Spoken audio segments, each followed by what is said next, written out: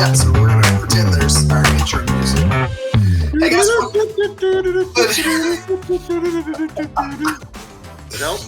I love it. I love it. It's made my day. Welcome back to the Three on Tap podcast. Just a couple of nonprofit CEOs hanging around, shooting the breeze, and having a drink. So I'm Spencer Chastain. I have it's a little cool here, so I've got my boozy hot chocolate in my mug that was a Father's Day gift. It's got pictures of my little girl when she was born. So a little Swiss Miss and Evan Williams mixed in. So Brian, what do you got? I'm Brian Partee. I'm also CEO about 20 years of Boys and Girls Club, two different clubs in Texas, one in East Texas, one in North Texas. And of course, as we have well established, I am the designated driver of the group. I don't drink. So I'm drinking Clearly American because I am clearly American. All right. And then I'm sure I'm going to get shit from somebody at National about this, but I am not actually drinking alcohol this afternoon. I am drinking a Pepsi. So not a national sponsor of Boys and Girls Clubs, but first in my heart. So there you are. Yeah. So today we're talking a little bit about maximizing impact in rural areas or resource deserts. You know, the club that I led for almost 6 years is in far southeast Arkansas. If you know anything about that region, it sits on the banks of the Mississippi River. It's cornfields and cotton fields and nothing else. So resources were scarce. I think there were 16,000 people in our entire county, and we were serving a community of about 3,000.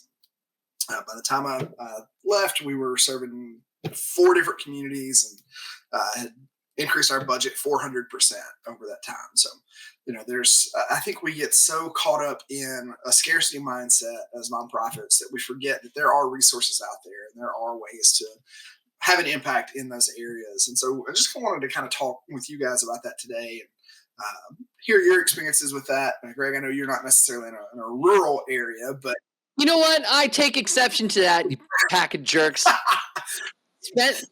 Napa is a rural area. We were part of the rural Northern California clubs and Boys and Girls Clubs. Comparatively, like if you're compared to San Francisco and Los Angeles and San Jose and all that, Oakland, yeah, I get it. You're a little more rural than them, but I'm guessing that where I was from in the rural part in Marshall, population 24,000, nobody else around. It's not like, you know, I'm originally from San Diego, and I always tell everybody this, that San Diego runs into Pacific Beach, which runs into Solana Beach, which runs into La Jolla, which runs into Del Mar, and it's just one big city.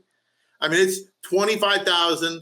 Then you go through a bunch of trees, pine trees. We have a ton of pine trees here. Go through 25, through a bunch of pine trees, 15, 20 minutes, and you end up in Jefferson, Texas, population 3,000. And they have their own little town. And there's no industry between the two. There's no restaurants in between the two. There's no houses in between the two. So comparatively, all right, fine. I won't be part of the cool kids. I'm guessing 75 Marshall, Texases will fit into Napa. Oh, gosh. I don't even want to think about how many McGee, Arkansas would fit into there. Total population for Napa County, as of Wikipedia this morning, is 138,000 people. So I think they got that from AI. Maybe we better check. We better check. That's ChatGPT. But I would say, if you'd like to learn more about AI, we recommend you check out podcast episode number 001. I would say even in those areas that are more saturated, that mindset still creeps in of there's not enough to go around. And so I think as nonprofits, we do kind of fall into that trap a lot, no matter where we are. And so I just kind of wanted to talk again a little bit about, hear your guys' experience with that kind of me against the world mentality that especially smaller nonprofits tend to have. But, Brian, what did that look like for you in Marshall and in Texas? And how did you get over that? Here's a lot of times, so if we're setting the stage, here's what I think you face a lot of times. One, like I said, Marshall seriously was about 24,000. Limited population for board. Every fundraiser, every nonprofit other than the Boys and Girls Club, everybody else, they all go to the same people. They're going to the same people for being on the board. I mean, we had to end up actually instituting a rule at our Boys and Girls Club. Now, we were lucky because we were the only thing in town. We were the nonprofit of choice by far. I mean, our board was elite, but we set up a rule that was you can only be on one other board from Boys and Girls Clubs, because we didn't want you going to, okay, I'm here for CASA, and I'm on the CASA board, so I want you to give me money. And I'm now on the Boys and Girls Club. I'm putting on my Boys and Girls Club hat, and I want some money. And then I want, that kind of thing. So our limitations were obviously, Marshall has basically 2 good restaurants that are, has more than 2 restaurants, but 2 restaurants that are restaurants, and the rest are fast food. You're very limited on, being able to get that everything out there and getting the help that you need. Up until, about a year before I left, there was nothing for trauma-informed care and mental health.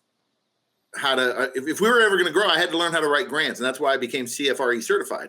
I didn't know how to do a marketing plan, so you have to learn. I had to do that stuff so we could survive, so we could grow. If not, we would have stayed at 80 kids a day forever. And when I left, we were at like 1,400 kids a day. So it was a big change, Greg, what about you? I know it's demographics are a little bit different, but still kind of that same mindset where I think tends to creep in. What have you seen? And whether it's a club that you've been a part of or another organization, just kind of in that me against the world, there's not enough for everybody mindset. I think that there's, whenever I go and visit a client or worked in collaboration with another nonprofit, and I'm meeting with the CEO, the first thing I look at is their chair. And the reason why I look at their chair is because so many people have these chairs that they're just pasted together. They're falling apart. They don't even roll. And it's almost worn like a badge of honor. Like, this is what I'm willing to sacrifice to make sure that my cause is successful. And I think that what's interesting about this topic for discussion is that pervasive to the nonprofit sector is this concept of scarcity, almost like a nobility attribute, right? And that bleeds its way in. For instance, when I took over a club, none of the outlets had covers on them, right? The paint was chipping, the carpet was torn up. And, for me, when you're bringing a kid into that environment, these clubs and these spaces are a direct reflection to them of what the community's value is for them, right? If I go in and the carpet's ripped and there's no safe room in the space, then what does that say about whether or not the community really values me? And from a donor's perspective, am I a savior in this moment, or do I want to be a part of a winning team? I feel like it doesn't matter where you are. If you're in San Francisco or if you're in rural America, there is this perception that if I do well, somebody else does poorly, right? There's only so much, and that there's not enough room in the sandbox for all of us to play without kicking dirt in each other's faces. Do we think some of that is true in that everybody and their grandmother wants to run a nonprofit doing something, and so many times they are duplicating services? So while I do think 98% of the time the resources are there, when you have 19 people doing the exact same thing with the exact same population, okay, I get that. So how do we navigate that as nonprofits and make sure that we are the organizations that are kind of leading the charge and rallying that and bringing everybody together? When you do nonprofits, all 3 of us have seen this as doing the nonprofit consulting. The way I talk about it is the heart and the brain. Everybody gets into nonprofits when they start their own with their heart, but they don't use their brain. And I don't mean that as in they're stupid. They don't understand how a business works, and you're a business first. And we've said all that stuff before. So this lady comes in, she basically wanted a job for herself. And she said, we need a teen center because we don't have, and this is when I was a city commissioner. So I was listening to her make the speech, and she's like, we don't have anything for kids, and teens don't have. And I was like, I'm the director of the Boys and Girls Club. My day job is, and we do 140 teens a day, which for most clubs in Texas is a pretty solid number, let alone little dinky Marshall, Texas, for having teens. So I was like, we have good numbers, and they didn't know. So but here's the part where I'm getting to. When you have a good group like that with your board and with people you work for, somebody's got to approach these people without looking like you're trying to be a jerk. And I'm trying to say, like, I'm trying to push out the competition. Hey, why don't you come work for me at the club? Or why don't you, what programs are you going to do that might complement what we're doing? Because we're already doing workforce development, and we're already doing collegiate stuff to get you know what I mean? And educate them, because so many people go, oh, you just don't want to, you just have the monopoly on all the kids, and you just think you're so good, and that kind of attitude. And people get very defensive because you're telling them that their little heart dream is not going to make it. Starting your own thing, and how you're funding this, and of course, grants.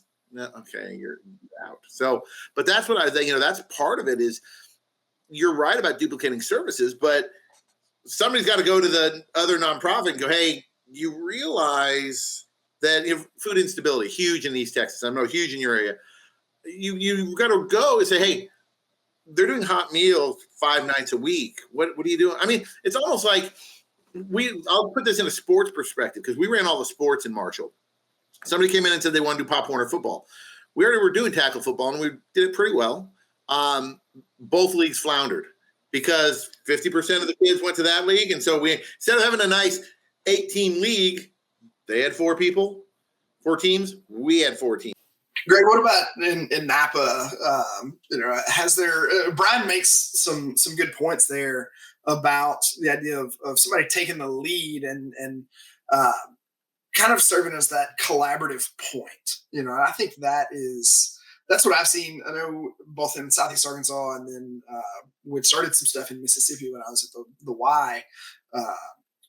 We knew that resources weren't abundant, and everybody wants to be the expert on something, but we don't have to be the experts on everything. There are already people doing that. What have you seen? What have you been able to do to bring in kind of some of those other, whether it's nonprofits, for-profits, government agencies, to kind of supplement and do those things that Brian's talking about, so that you are able to maximize that impact? I mean, I think that first, let me just say, earlier in this, we were talking about the nature of rural in California versus where you all are at. And I quoted that there are 136,000 people in the county of Napa as a whole. Do you want to take a guess as to how many registered nonprofits there are in the county of Napa? Like high numbers. That's my guess. Yeah. 1,700. I would have guessed more than that. That means for every 80 residents, there is a registered nonprofit, right? And so, yeah, I mean, duplicating services is a real thing, not just in Napa, but in every municipality across the country. We all have our own little fiefdoms and passion projects. And, I was talking with another board member recently about, the CEOs and the role of the CEO and the nonprofit. So much of our personalities is wrapped into the work that happens there, that any thought of criticism, much less the potentiality of a merger, kind of violates that sense of identity in a lot of ways. And so I have found resistance anytime there's potential discussion of reducing the number of nonprofits so that we can be more intentional about how our funds are distributed back out to the community and accomplishing missions that are really duplicated. At the same time, I don't think that was ever my role as a nonprofit CEO to arbitrate or to advocate for. I feel like that lands more on the foundation side, right? Like if you're the community foundation, if you got $100,000 to dispense and you're trying to tackle some larger issue, bring those folks into a room and put them in positions to partner. Make partnership and collaboration a requirement of the funding. I don't know why we don't have more conversations around how community foundations work and the power that some of these foundations have with regard to affecting real and sustainable change. And as a institution of longevity for most of these nonprofits. I mean, Brian, to your point, when you're just coming up with a passion project and you don't know what you're doing, having the Community Foundation, which has years of institutional knowledge locally and as an institution, kind of vet some of these things and say, you might really reconsider this as a nonprofit to donate, because they're duplicating a lot of the work that's already happening with this other one. So yeah, that's what I've seen. It's pride, though. It was my nonprofit. I started it. I have a good idea. And that's the problem. Yeah. And people can't go, man, I'd love to work with Spencer because he's doing I'll be the best. If I had a sports program, I'll be the best coach he's had. Or maybe they can put in a commissioner, and I'll be the commissioner for football instead of starting Pop Warner and screwing things up for a lot of kids, a lot of opportunities for kids, And that's really what it boils down to, Brian. I mean, are you into this work because you actually want to make your community better? Or are you into this work because you want to put yourself on a pedestal, right? Is your ego driving you, or is your sense of community driving you? And I think that there's, reason on both sides of that to pursue it, but you have to just be really intentional about the landscape and what you're trying to achieve. It would drive me nuts when I'd turn in a grant application for the Max Award and have a proven track record and be able to show impact and get a response that says, hey, we've decided to take this $100,000 pot, and instead of giving 4 organizations $25,000 to make lots of impact, we're going to give everybody $1,000. And it's because we feel like we can impact more people. No, because a lot of those organizations are going to burn through that $1,000, and it's not going to do anything, because as we know, $1,000 doesn't go very far when you're trying to do much of anything anymore. So yeah, we could hop on that soapbox for a while. But I think when we talk about collaboration from a nonprofit standpoint, one of the things that we were working on when I got to the Y, I started a very short stint at the Y back in March of this year in Mississippi, and we got there and realized that our demographic was primarily senior adults. Great. And they loved it, and we wanted to keep doing that and keep serving them. But as they got older and died off, we weren't really recruiting anybody else to sustain what we were doing. And so I said, we got to start targeting some young families. We got to, continue what we're doing and doing that well, but also, what are we doing for parents? What are we doing for teens? What are we doing for young adults? And as we started to build out some of those things, things like cooking classes and budgeting and interview prep and all of these things started to come up. And we said, we're not the experts on that. Like I have some experience through Boys and Girls Clubs, and I can do some of that, but there are organizations, there are businesses, there are nonprofits here in this community that are doing those things really well. Let's bring them in. And so we did, because we knew that together, collaboratively, that impact would be much greater than separately. And so I think when we look at this, yes, there is that ego, especially when you start talking about mergers and kind of formal agreements. But just those loose collaborations go so far when we can align on passion and align on mission. And so I think that's been a really cool process to see throughout my nonprofit journey. And one of the things that I try to push towards a lot of clients is, if you're duplicating something that's already being done and done well, let's think about how y'all can work together and do some of those things. So, Brian, I guess for you, what was kind of the biggest partnership that you were able to establish, and how did that end up? Well, obviously, the most obvious one, and I think that's with most Boys and Girls Clubs, school district. In fact, that when I grew to all the sites that when I told you I had 26 sites, I actually owned 2 buildings. The rest were school districts. I had 14 school districts, 14 superintendents I worked with. 24 different principals that I dealt with on site, because we had to do school-based sites. Because two things. One is, I always tell everybody that the Boys and Girls Club to me is always the fun extension of the school day, to help the parents who have to work and stuff like that, because we do education stuff, but we also let you run around and have a good time and, those kind of things. But the other thing is when you go to somewhere like, I'm going to use it as an example, Jefferson, Texas, population 2,500, 3,000 people, there's not going to be a donor base for us to have a building.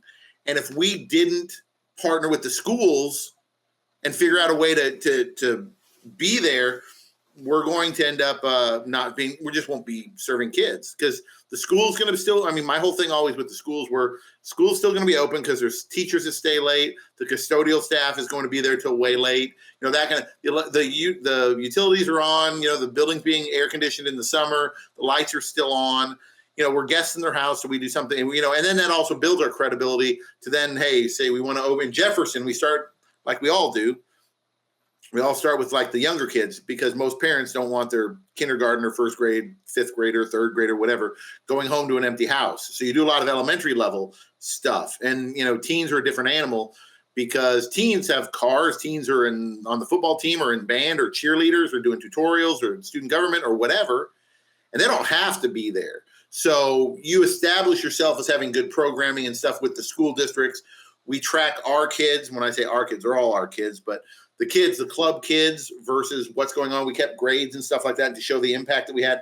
Then that gets you in. That partnership with the school district then says, hey, why don't you guys do a teen center up here in Jefferson? We'd love to have a teen center, that kind of thing. So I think that was the biggest partnership we had. And like I said, I had 13 or 14 different school districts and 13, 14 superintendents that I met with all the time, and by the way, side note, when you start getting that big and that spread out, I was doing meetings all the time. I ended up not being as much of I was more of a business administrator than I was a nonprofit CEO, because I'm meeting with this superintendent and you guys do this, and I'm meeting with this superintendent.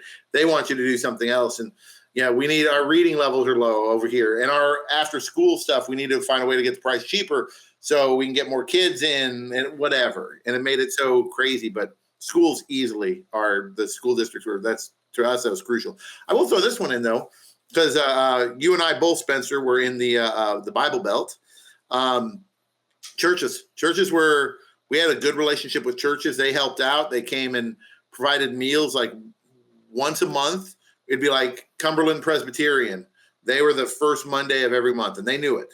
And then the Lutheran Church was the first Tuesday of every month. And so we had a lot of churches coming, and that was kind of one of their outreaches with the kids to help serve food. They provided the food, which saved us costs, and then they served the food and stuff like that. And it got to the point there, just before I left, like for the last 3 years while I was in East Texas, we were able to actually do the Catholic priest, a guy by the name of Father Denzel, just terrific guy from Sri Lanka. He goes, you guys are a mission. Jesus loves the little children and all. We all sing the songs and stuff like that. What you're doing for kids is great. So he came up with the idea, and he and I worked on this, is we did I think it was the third, right after school started. But it was like the third Sunday of September. We did we got a lot of church. He started it, but then we got a lot of other churches, and we did a special offering. We asked the churches to do it. To do a special offering that would go straight to the Boys and Girls Club. So beyond your regular tithing and all that kind of stuff, do an extra giving so we can help make kids' lives better, make it cheaper for kids to get in the club, et cetera, et cetera. And by the time I was leaving, gosh, I think my last Sunday was like $18,000 from like 30 different churches across Marshall, which was so wonderful. So that was it for us, was another good partner. Schools first by far, but the churches were pretty good when especially when you're in a uber religious area. Greg, what about you? What was the most powerful partnership you saw in your time with the club? Not to double down on what Brian's talking about, but school districts, that opened the door so much for us. I think what was really important about navigating those relationships, however, was being really transparent about what our priorities and rules were, right? You can't be all things to all people. And I think while it's important to find opportunities to collaborate, especially amongst other nonprofits, And we were very good about opening our space to others, be it 10,000 Degrees or Mentis or some of the other mental health nonprofits, because we're not going to be experts in that, right? It was also an opportunity for us to say to school districts, hey, play has value, right? Allowing kids the opportunity to run and have a place that isn't a classroom is valuable. That, I think, created a whole new layer of discussion about what collaboration might look like between the club and the school district, because we were really advocating from a different perspective. That, beyond ensuring that we had places at those campuses, really played out when it came to accessing larger amounts of state funding. As an example, when I started with the Napa clubs in 2020, it was the thick of the pandemic. The budget at the time was $2 million. And by 2022, the budget had grown to $4.8 million. I'm sorry, $6.8 million, because of a $4 million plus investment of ELOP funding through the state of California. That doesn't happen without partnership with your local school district and Office of Education. And so, we were really excited and thrilled to see how that partnership evolved, and it was a huge part of the success of that club. Also, I would say, making sure that you're plugged into municipalities. Politicians love the ability to play pool with kids outside of just having a picture of them in the newspaper, of connecting with constituents. I think it really allows you to craft a narrative and tell a story about the magic of what you're doing, and how when a community cares for its populations that are most vulnerable, in this case, our kids, it really reflects well on the kind of future we're trying to build. These are ultimately going to be the kids, the people that inherit the legacy of the communities that we work in, and we want to ensure that they're best positioned to take advantage of it. But I think you hit on something there with the state side of things too. I think it's those partnerships are crucial with school district. We opened 3 new sites while I was at the club in McGee, again in a community of 3,000 people, 12,000 if you consider the surrounding towns, and all of those were school-owned buildings. There's 2 different school districts and then a university that gave us a building to use. And so, without that, we wouldn't have been able to do any of the work that we did. But we were able to leverage that for those state grants, the 21st Century grants, which I know you guys are aware of. But that's a federal grant. Well, it's federal, but it's administered at the state level. So that's fair. But we were able to, by the time I left, all of our sites were 21st Century sites, because we'd established those relationships with the schools. We had those partnerships with everybody from the police departments to the university to a couple of local nonprofits. The feedback we would always get every year is, well, you don't have enough partners. There's 3,000 people in this town. There's not going to be a lot, but the ones that we have are impactful. And you could see that. And that led to our budget increased from not 6.8 million, but we went from 237,000 to about 1.4 million. And so we were really proud of that. And it happened because we were able to collaborate. And for so long, that club was very insulated. And it was very much, when we would ask, or when they would ask for money, it was to keep the doors open. So you're telling the wrong story. Let's bring in people to support that, and let's tell this story that we're not only are we keeping doors open, we're making a difference. We're impacting the schools. We're supporting work that's happening across this community, whether it's workforce, whether it's future employers or future nurses or whoever. And we bring them in and be able to use them to tell that story. And I think that's such a huge piece of being creative in this. You're thinking about what those needs are, and then kind of mapping out who can help support this.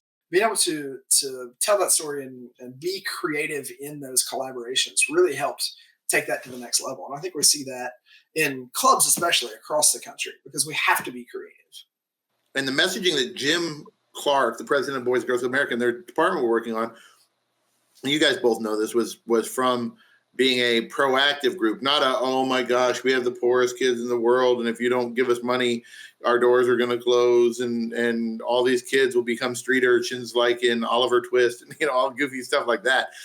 It's like you were saying, Spencer, look at what we're doing for these kids. I said it in the last podcast, I'm going to say this one too. The best thing the Boys and Girls Club does is give them hope and opportunity. Hope because the staff believe in them, but opportunity because in rural East Texas, there is nowhere that does anything worth a flip for STEM. We had a STEM academy, and it was like you play with Legos all day. That's all, seriously, that's all it is. And so having the opportunity to do real STEM stuff, because according to a grant I just wrote, 48% of the jobs right now are requiring some form of STEM education. Like, yes, I mean, obviously anybody can learn it, but the fact that we're giving kids the opportunity to be exposed to STEM education and know what it is in little dippy Marshall, Texas, of nobody lives there and nobody's going to care about STEM, it's going to help them. And that's what we do. That's so our messaging is we're doing this. But yeah, so many nonprofits I run into go, well, if you don't give us something, I guess more dogs are going to have to be put to sleep. And that shows that you're not being a good leader as well to address the problem. Or even going back to what we started off talking about, partnering up then. And you should partner with the city's kennel and figure out a way where you can be friends of the kennel or whatever. You know what I mean? Whatever your niche is.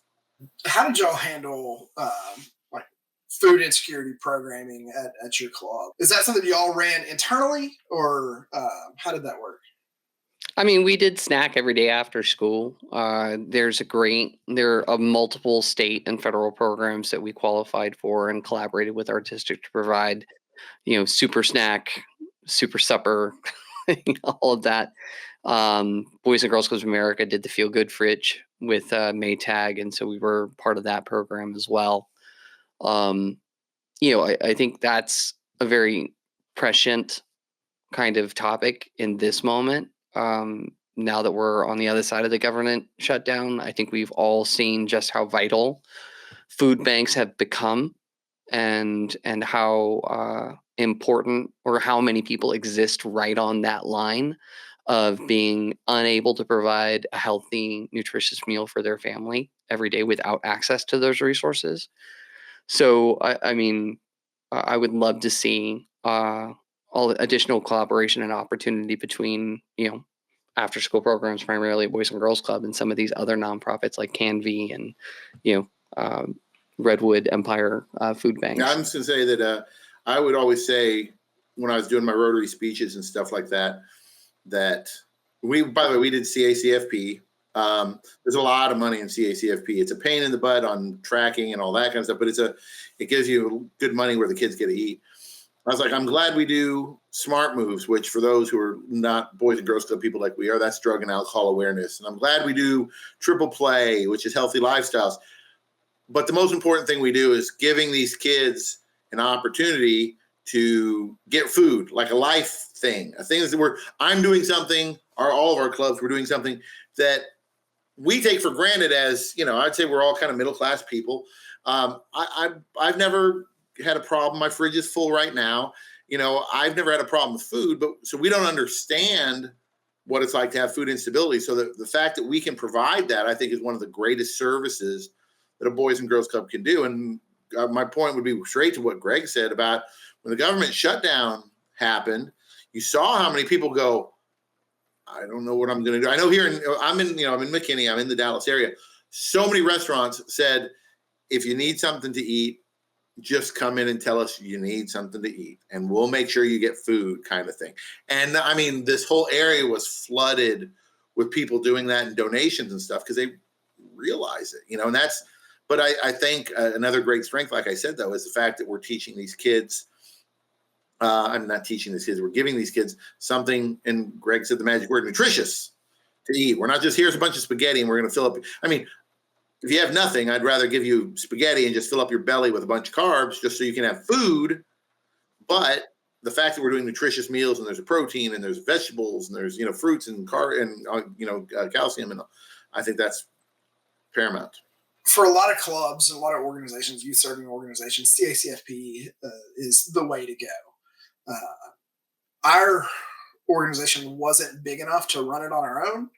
And so one of the things that we were able to do, and really, I guess the reason I asked that question was we were able to work with another organization, actually multiple other organizations over the years, as sponsor organizations, and they did all of the work, and we were able to feed kids. They would ship us food, and we would hand it out every day, and that was it. I mean, it was fantastic. Before I left, I was working with our alliance. For you non-Boys and Girls Club folks listening, each state, and even in some of the larger states, there are multiple alliances of Boys and Girls Clubs. That's kind of our advocacy arm. But we were working to develop a potential separate 501c3 at the alliance level that would serve as a sponsor organization for clubs across the state that wanted to opt in, smaller clubs that didn't have the resources to do that on their own. So I think that's probably one of the most impactful partnerships that we were able to do over the years. I mean, in 5.5 years there, I don't know how many hundreds of thousands of meals we were able to provide for kids and families that didn't cost us or them any money. We obviously didn't get the reimbursements out of it, but we also didn't have to do the work. And at some level, it's worth every penny of that. I'm actually working with what was our sponsor organization now as a client. So super cool to see that kind of come full circle. When you were talking about partnerships too, and I think you both said something about this during our time we've talked right now, is that us being your organization, if you're a lead organization like Boys and Girls Club, most of them are, I've always maintained that a Boys and Girls Club should be like the center of the community. I was a YMCA kid in California when I was growing up, and the YMCA was the hub for everything. They didn't run baseball, but all the signups were at the YMCA. We started getting to the point where there's a Taekwondo place, and if you wanted to do Taekwondo, you sign up, give your application, turn it into the club, and the Taekwondo place would come over and just grab them. They had their own studio, but when they did the belt testing, they used our gym. So we were being friends of theirs, and we're friends of the community when people wanted to use the club.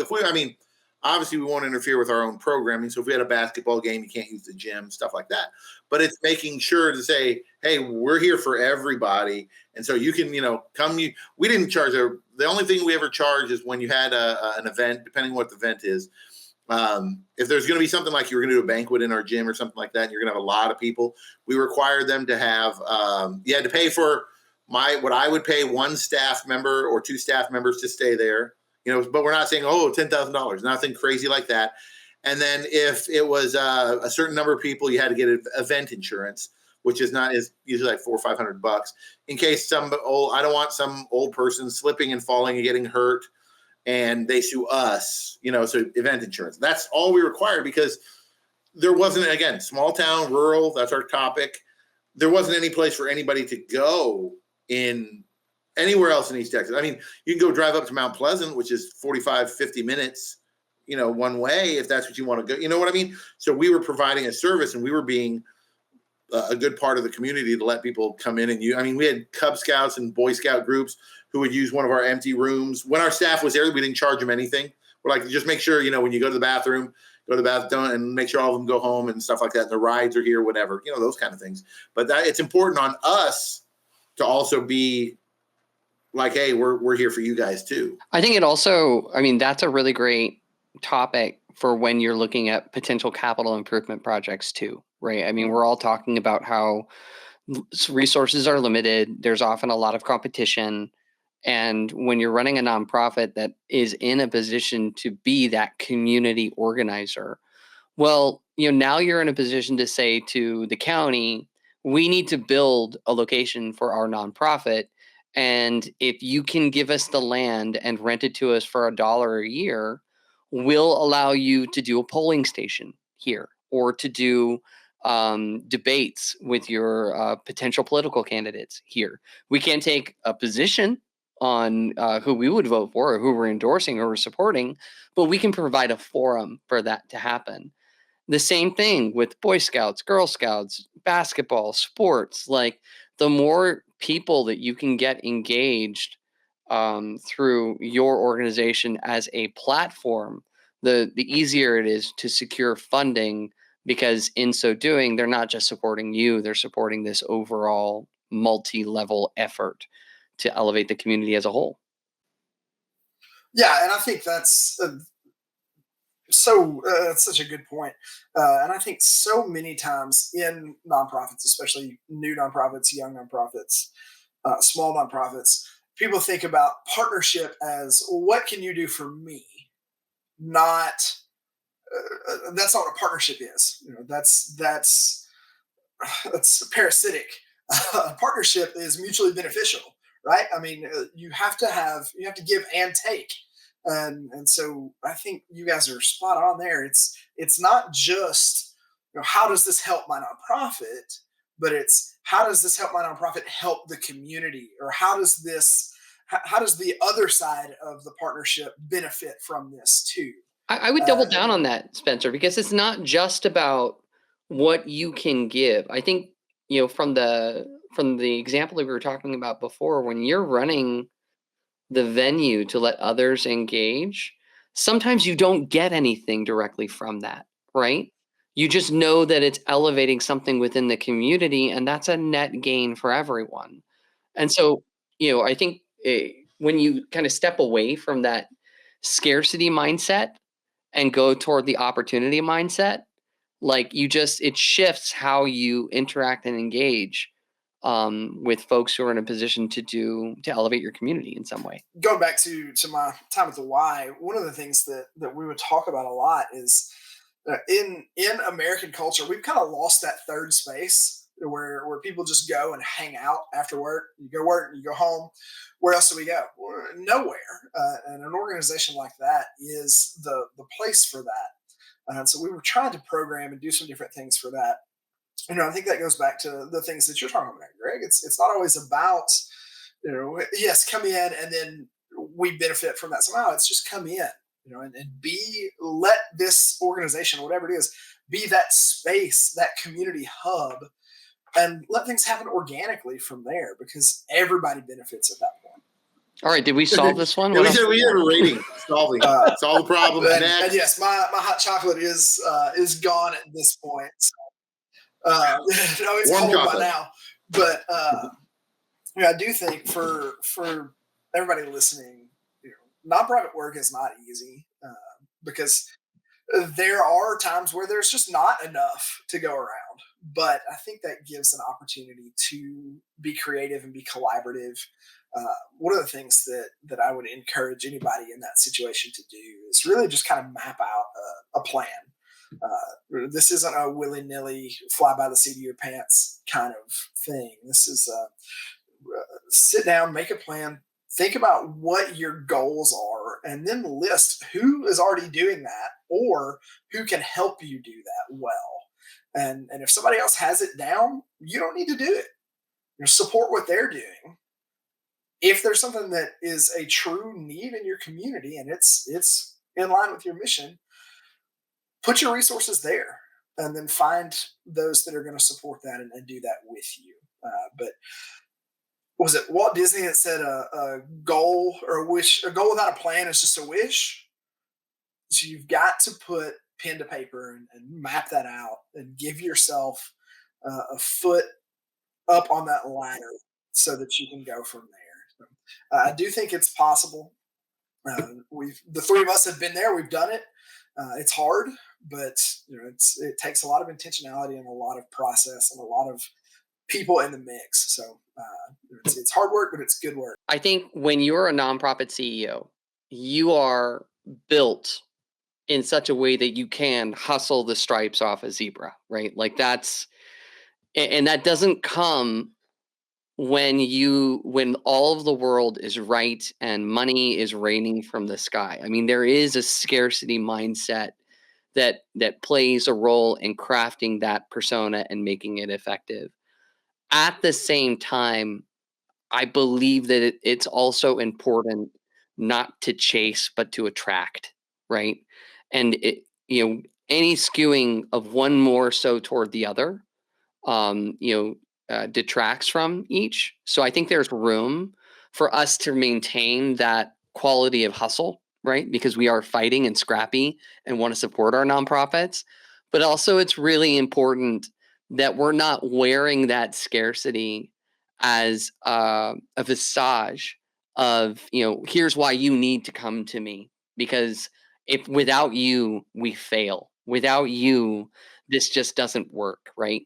Instead, you have to be able to take both those hands and put them together, make something beautiful. Okay. And then, so let's wrap by saying who each of us are and how people can hear more about us if they want to learn or connect with any of us directly. Name's Brian Partee. I am President CEO of the nonprofitmarketplace.org. Yeah, Spencer Chastain, Grace Consulting and Grants. You can find me on Facebook or just on our webpage, which is graceconsultingandgrants.com. And my name is Greg Bouillers with Let's Go Studio. You can find out more about me by visiting our website, www.letsgostudio.org. Well, guys, this was really interesting. Thanks so much for the conversation, and I look forward to joining you at the next recording.